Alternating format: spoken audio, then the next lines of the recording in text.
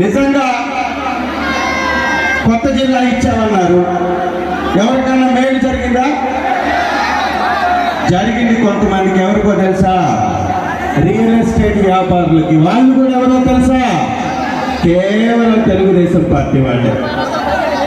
వాళ్ళలో కూడా ఎకరానికి ఇంత, నీకింతంటే నాకంత. వాళ్ళ కప్పం కడితే తప్ప, కాసులు ముడితే తప్ప కేసులు ఉండవు. లేదా కేసులు ఆ యొక్క వెంచర్లు మూసివేత. ఇందుక గవర్నమెంట్ ఉంది.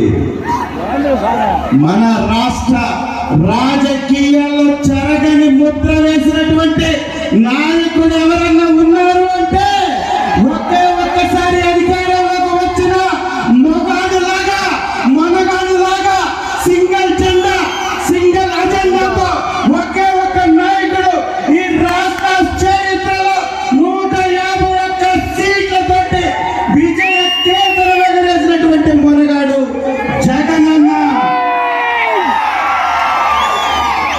చరిత్ర ఉన్న గతంలో చూసావా?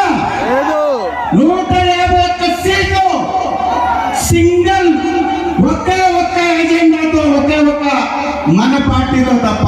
మిగిలినటువంటి వాళ్ళందరి పరిస్థితి ఏంటంటే 3 జెండాలు పట్టే తప్ప ముందుకు రాలేనటువంటి నాయకత్వం.